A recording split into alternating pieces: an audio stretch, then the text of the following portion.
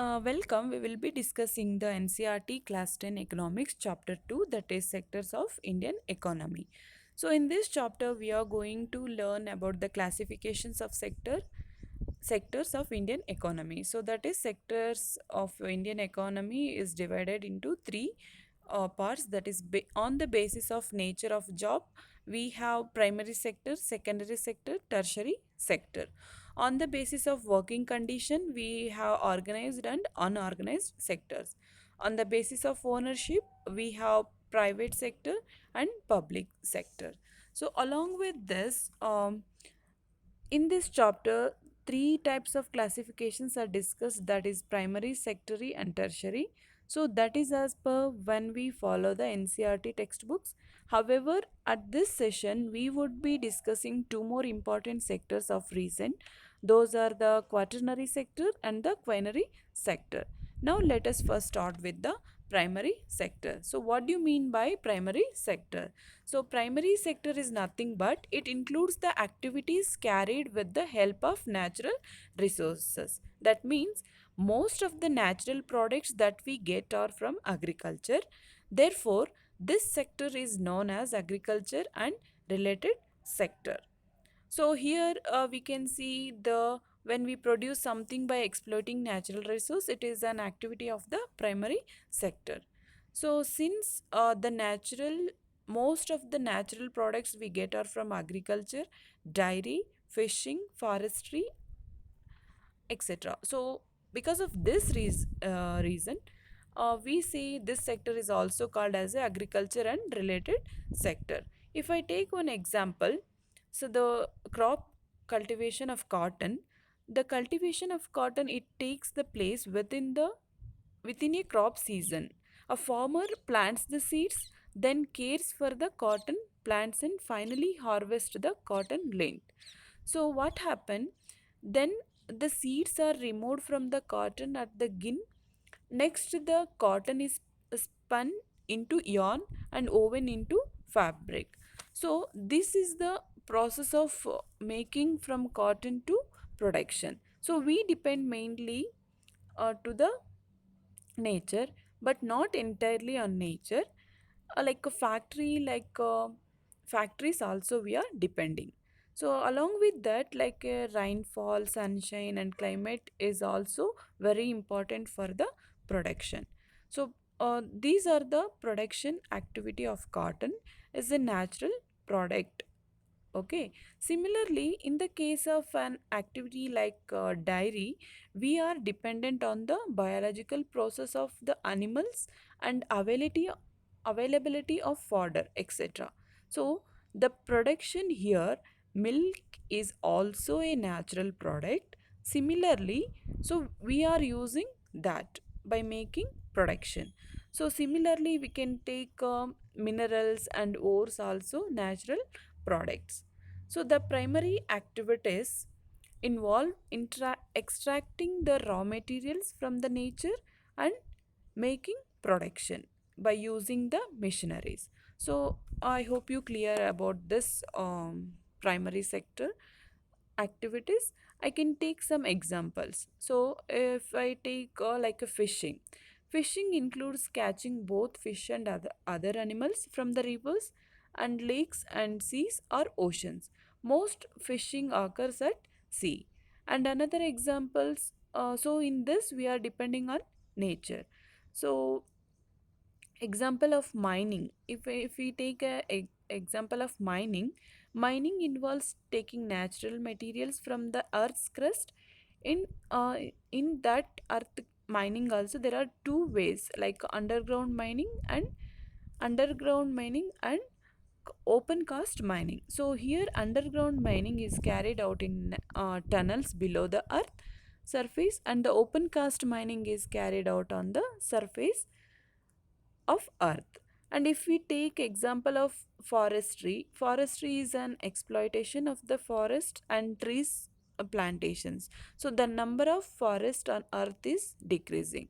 So we all know that is um, cutting down for trees like forest is called as deforestation due to the human factors. So when we produce a good by exploiting natural resource, it is an activity of the primary sectors. Why primary? Why? Because it forms a base for all other products that we subsequently make. Since most of the natural products we get are from the like agriculture, dairy, fishing, and forestry. So this section is also called agriculture and related sectors. So the second one is secondary sector. So it includes the activities which involves and transformation of the raw materials into finished goods. That means the secondary sector activities concerned with the manufacturing, processing, and construction. It is related to transforming raw materials into valuable products. So, secondary sector is the step after the primary sector. For example, we use coca bean to make a chocolate. Okay, for we use coal for the making fuel or petrol and etc, and it is also called the industrial sector. So you can remember primary sector we call another name, that is agriculture and related sector, and coming to the secondary sector we call secondary sector also like a industrial sector. So, industrial sector as it is associated with different types of industries. So, it is the next step after primary sector. The product is produced by nature but has to be made up and therefore some process of manufacturing is essential in this sector. So, this could be in the a factory or a workshop or at home, like that. Okay, for example, using cotton fiber from the plant, we spin yarn and we wave cloth. Using sugarcane as a raw material, we make sugar or good, we can say in Hindi, that we call. Okay, so we convert mud from taking earth into like a mud we will make into bricks and use bricks to make houses and buildings to construct. So these are the some examples of secondary sector. I hope you understand like what is the difference between secondary and primary sectors. So the primary industry helps in growing the cotton that is sent to secondary industry, which after several important stages makes it into beautiful apparel. For example, I'll take wheat and rice grown during farming are made into bread. So this process will take in the secondary sector. So like a wheat will be getting from the primary sector activities, and when the process is making like to make a bread or something, so a secondary sector involves. Likewise, the milk from the cattle is turned into form to like a bread, like that. Okay, from the trees helps to create a beautiful furniture inside our homes of our offices areas. So like this, these two are very important, like a primary and secondary sectors. After the primary sector and secondary sector, there is a third category of activities that falls under tertiary sector, and it is different from the above two. The tertiary sector or the economy is the service industry. This sector provides services to the general population and to businesses. To act activities associated with this sector includes retail, wholesale, and transportation and distribution, or we can say entertainment and restaurants, media, tourism, banking, healthcare, insurance, and law, etc. So these are all activities by themselves do not produce a good, but they are an aid or a support for the production process. For example, goods that are produced in primary or secondary sector would need to be transported by trucks or trains and then sold into wholesale or retail shops. So at that times it may be necessary to store these in godowns also. And likewise, another example we also may need to talk a few examples. See, for example, in our daily life, we need to talk to others over telephone or send letters or communicate in this process. So, this sector plays an important role.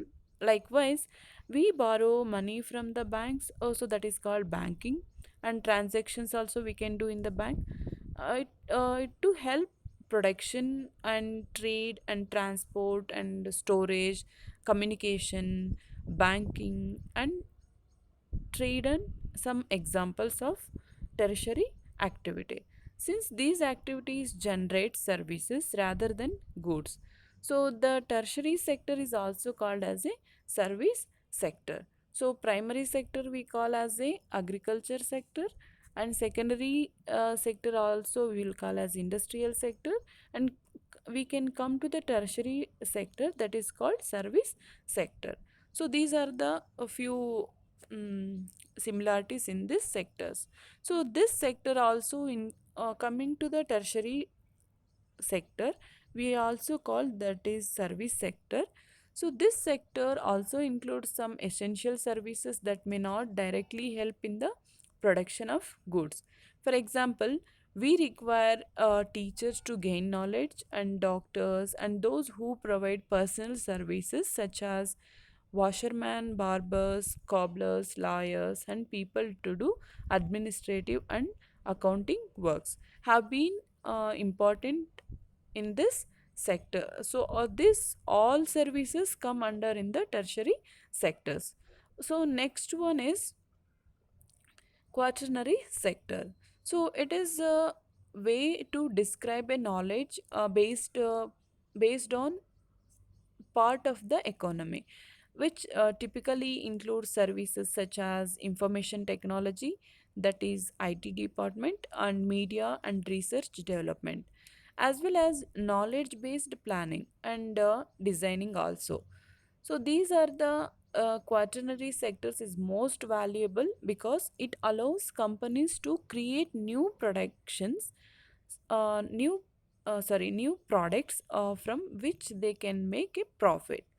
So another sector is that is quinary sector. So this sector includes highest levels of decision making in a society or economy. So it includes top executives or officials in such fields as like a government department and science, universities and healthcare and culture and media. So economic activities though are grouped into three different categories, are highly interdependent. Look at some examples of this economic activities, that is organized sector is the sector where the employment terms are fixed and regular, and the employees get assured work. That means like regular working hours and weekly off will be available for organized sectors. For example, a worker in a large factory and a clerk in office. So workers in organized sector enjoy security of employment. They also get several other benefits from the employments, like paid leave, payment during holidays, and provident fund, etc. So for example, I can say for this organized sector employees like police, government, school teachers, or colleges, or banks like Indian government jobs and politics, etc.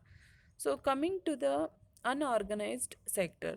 So unorganized sector is characterized by small and scattered units which are largely outside the control of the government. In this sector, employment is not secure. Like generally, jobs in such type of sector are low paid, and generally it is not regular. Has generally some units of and business and shops. We can say some people are they are keeping the own shops and they are doing business. So these all come under unorganized sectors. So like this, For example, I can say daily wage laborers or workers in a shop and a handloom weavers. It includes like a farming, shopkeeping, and domestic works. That means who are working in a household, like household chores. So, like hotel management and rickshaw pulling, etc. These all come under the unorganized sector. So, coming to the public sectors. What is mean by public sector? So the public sector is that portion of the economic system that is controlled by national, state or local governments. So the public sector represents the segment of the economy owned and operated by government. These organizations typically do not seek profit and often provide public service to the government citizens. So the benefits of the working in this public sector is that gives job security and allowance and the retirement benefits. For example, railways, post offices, military, police, transit, and public roads and public education are elected officials come under this public sector department. And coming to the private sector, private sector represents the segment of the economy owned and operated by the individuals and for profit companies. Unlike the public sector, companies in the private sector are not government owned or operated. Like private sector employees typically receive more opportunities for the job advancement because the decision is based on their performance. So in this business are predominant in capitalist economics where most of them are privately owned and administrated to earn profit to increase the wealth of the other owners. So in this I can say examples like a Tata Iron and Steel Company Limited and Reliance, ICICI Bank, ITC Limited, HDFC and Wipro, etc. So coming to the economic activities, though are grouped into three different categories are highly interdependent. Let us look at some examples.